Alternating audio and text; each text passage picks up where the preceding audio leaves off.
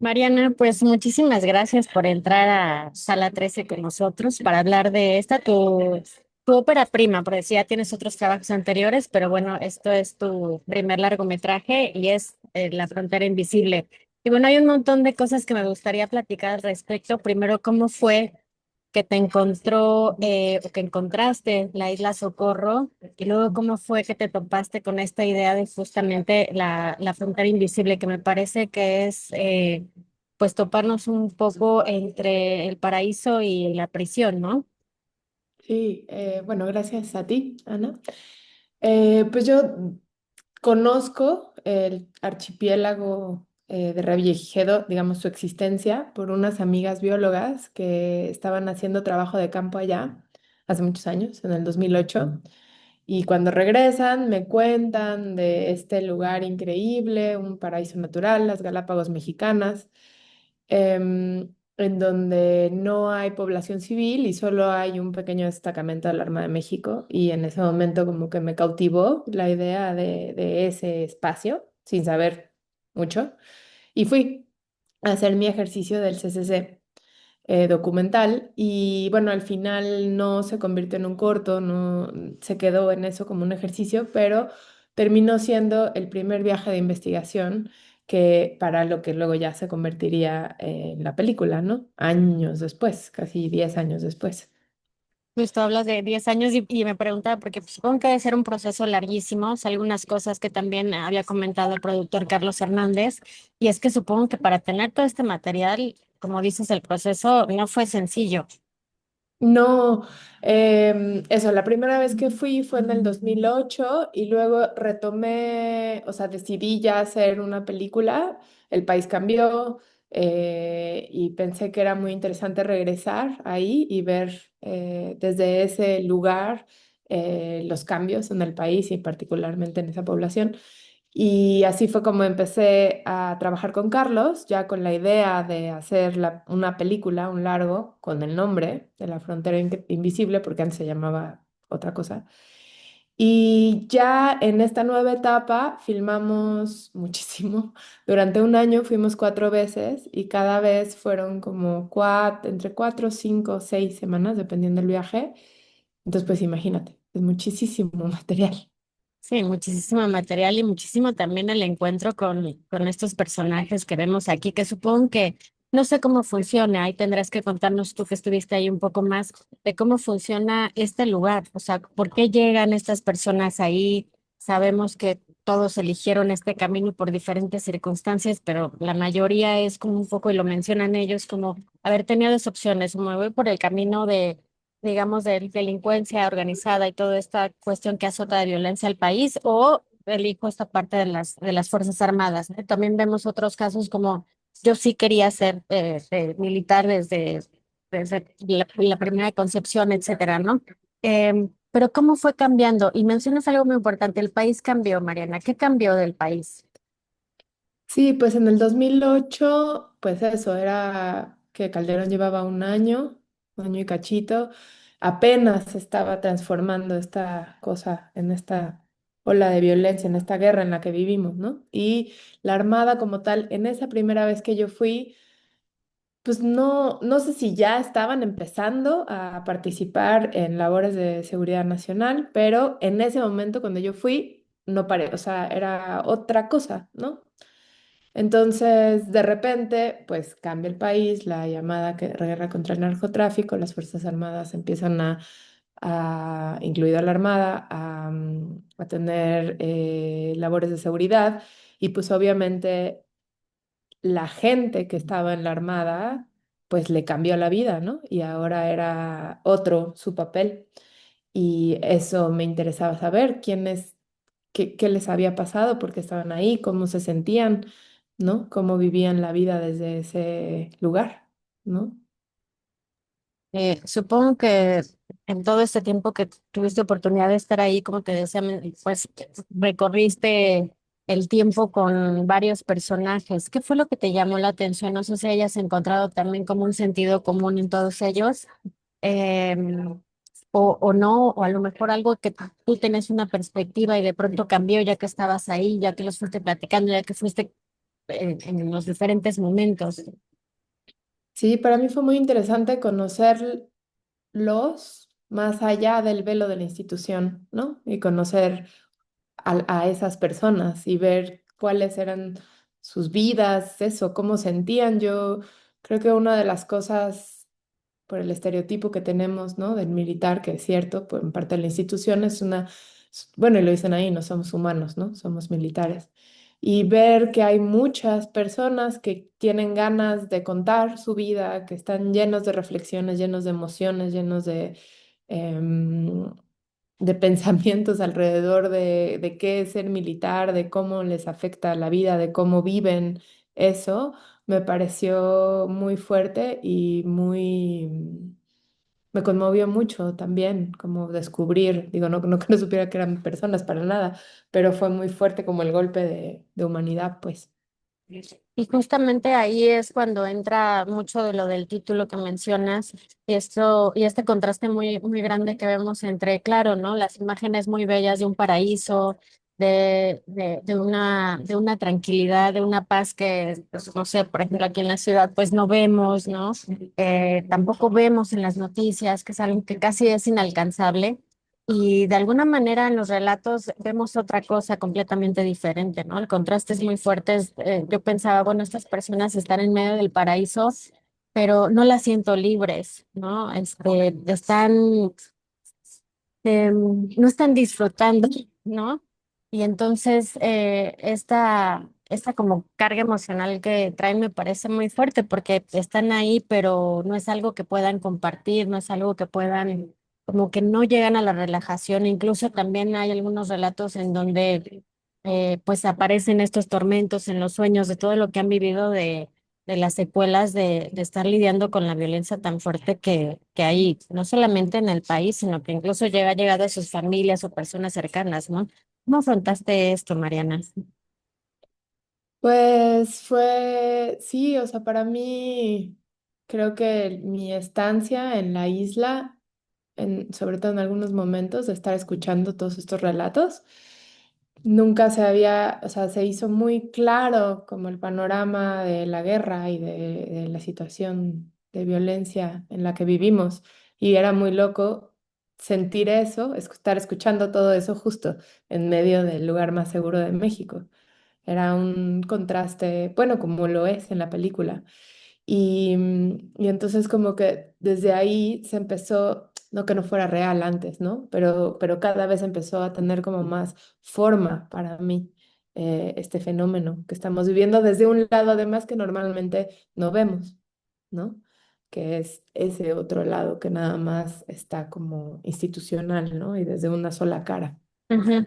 Háblame un poco también de tus influencias en la parte cinematográfica y después de esto también me gustaría hablar un poco de la cuestión de la narrativa visual, justamente esto que estamos hablando, ¿no? El contraste con de las imágenes, con lo que ellos están contando, lo que trabajaste a lo mejor con Astrid Rondero, bueno, estuvo en la edición y que pues, sabemos que también tiene una visión muy particular en el cine mexicano y que ha abordado también temas de violencia, ¿no? Pero sí, vemos momentos muy, muy bonitos, por ejemplo, la narrativa de este militar hablando del papalote, ¿no? Que construye, etcétera. No sé cómo elegir también entre todos los momentos que supongo que tuviste, que son muchísimos con el material, para reducirlo al tiempo que al final quedó en la película, que imagino habrá 3 películas ahí guardadas. No en el material, que eso sucede mucho. Entonces, háblame un poquito de todo esto, Mariana. Bueno, la película, eso, fueron muchos años, digamos, desde la semillita, semillita, y ya que dije, bueno, ya la voy a hacer, pues empecé obviamente a ver un montón de trabajos, ¿no? De trabajos documentales de observación, pero que no, o sea, pero bueno, asumiendo obviamente que aunque hay una observación, no es la realidad como tal, está todo el tiempo mediada a través de una cámara y a través de quien pone la cámara y de un montón de cosas. Entonces vi mucho, por ejemplo, el trabajo de Gianfranco Rossi, que me encanta, con películas como Focomare o, bueno, justo no había sacado la nueva, pero Sacrogram. Vi Herzog, siempre me ha gustado, la mía no tiene voz en off, Tatiana Hueso. Entonces, como que quería hacer algo lento, reflexivo, ¿no? Contrastando con voces en off, también pensando en proteger la identidad de la gente que contara lo que quisiera contar. Las historias fuertes, pues nunca, o sea, nunca vemos a nadie hablando a cámara, siempre supe que quería que fueran en off. También para que ellos pudieran sentirse libres al estar solo con el audio y no con la cámara. Entonces sabía que no quería entrevistas, digamos, formales a cuadro, que quería intentar captar momentos naturales, pero pues todo el tiempo como mediando y trabajando y colaborando con la gente que estuviera enfrente de la cámara.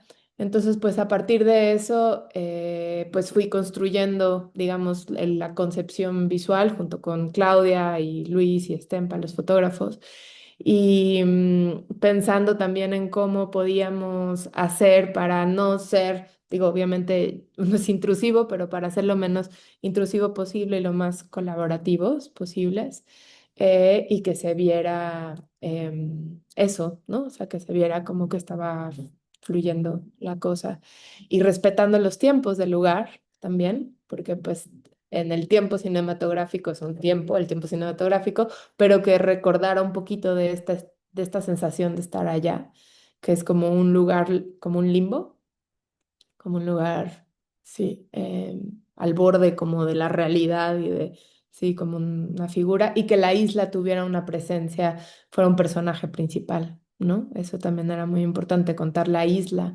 misma como un testigo y un espacio que acoge toda esta experiencia humana.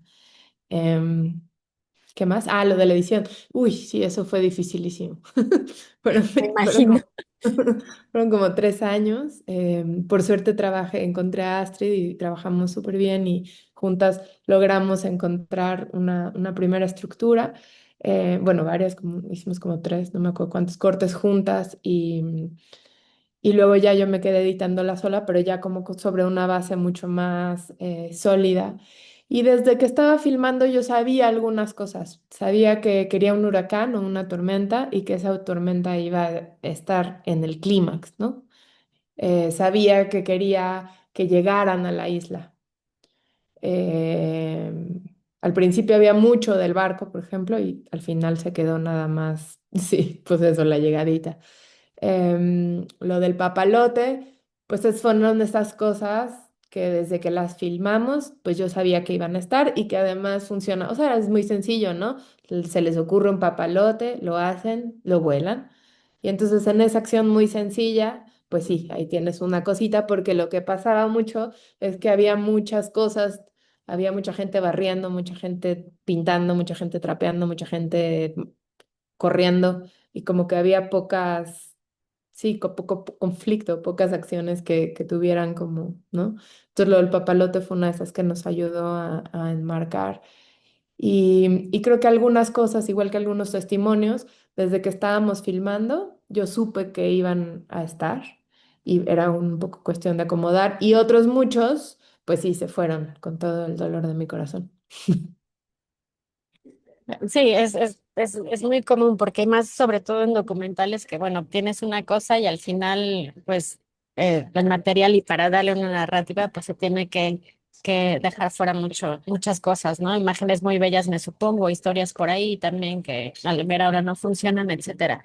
Em, Me gustaría platicar un poco de lo que no sabemos, de lo que no vemos, del trabajo tan grande, porque ahorita vemos la película, ya se estrena el 24 de julio, maravilloso, pero estamos hablando de años y años y años y años de permisos, que supongo que en este caso hablando justo de las Fuerzas Armadas en un momento pues complicado, que bueno, no sé en qué momento deja de ser complicado, pero al final puede ser burocrático, puede ser complicado y para lo mejor personas que están empezando su camino en el cine, pues contarles un poco qué pasa, ¿no?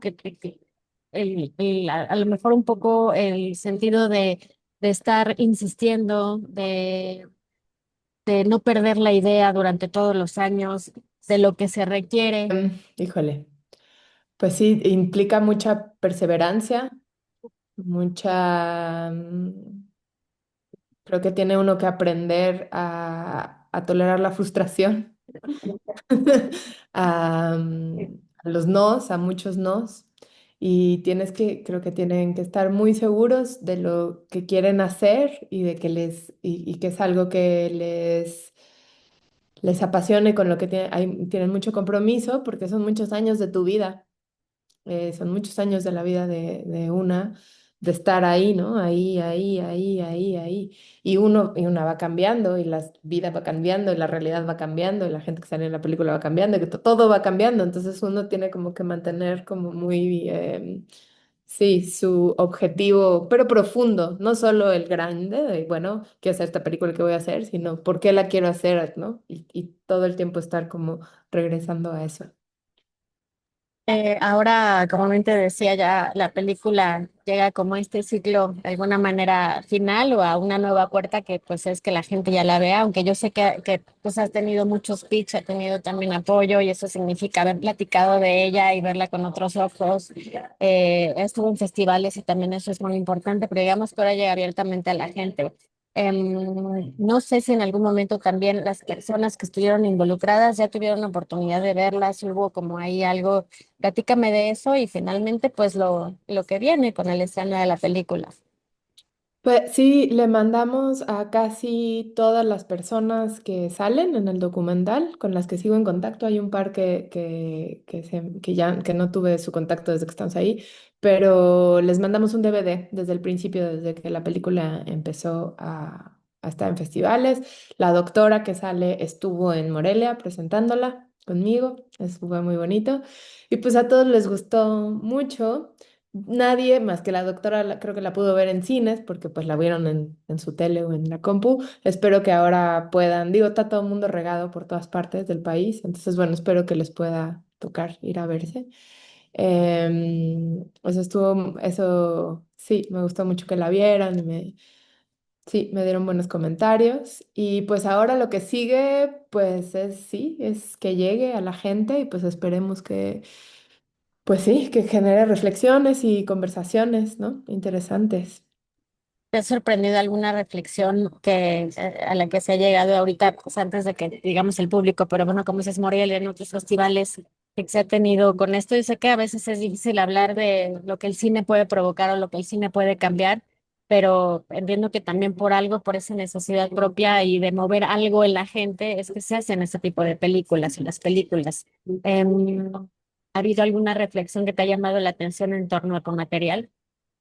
Pues creo que esta cosa de poder ver seres humanos en unas personas que están todo el tiempo detrás ¿no? De esta gran cosa que son las Fuerzas Armadas, de esta gran, sí, vaya, frontera que son las Fuerzas Armadas, y que puedan, ¿no? Y que sí, como decir, ay, son seres humanos, señores, señoras, normales, ¿no? Con vidas difíciles y violencias y un montón de cosas, pero personas al fin. Cambiar la mirada al respecto, ¿no? O sea, no quedarnos con lo que se dice que es, lo que son las Sí. cosas, ¿no? También. Pues sí, ver un poquito los grises, ver grises, no a la institución, de la gente que está ahí. Ujú, perfecto. Supongo que en ese tiempo también has trabajado en otras cosas. ¿Qué viene, Mariana? Pues ahorita estoy haciendo más bien volteé la mirada hacia mí, una cosa personal sobre mi proceso de duelo. Mi madre murió hace 3 años, entonces llevo haciendo como un documental experimental explorando eso del duelo. Wow, nos gustará verlo cuando esté listo. Muchas gracias. Mariana, muchísimas gracias por tu tiempo. Espero que tengan un estreno muy afortunado y que se pueda seguir viendo la película y bueno, pues siguiendo ahí el pendiente de tu camino. Muchísimas gracias. Muchísimas gracias a ti.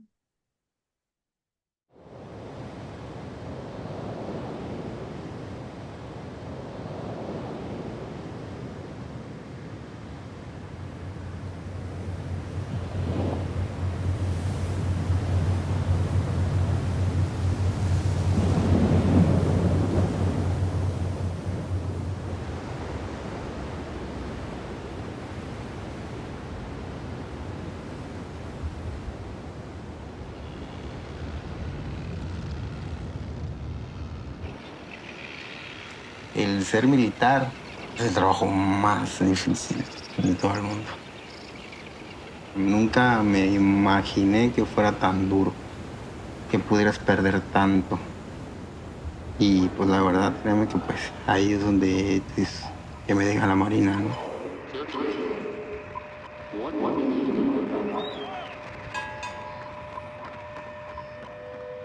Flanco izquierdo.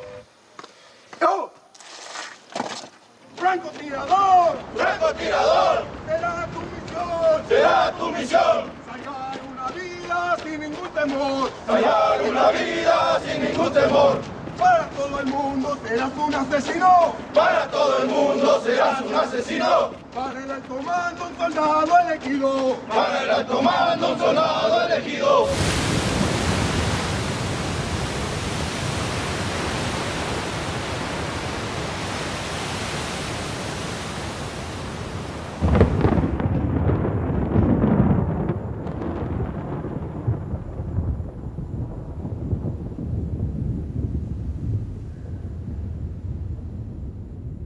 Estaba un comandante de nosotros dándonos un curso y se equivoca el comandante en dar una orden y se enoja el capitán. No, que cómo es posible que tú tal grado y te estás equivocando.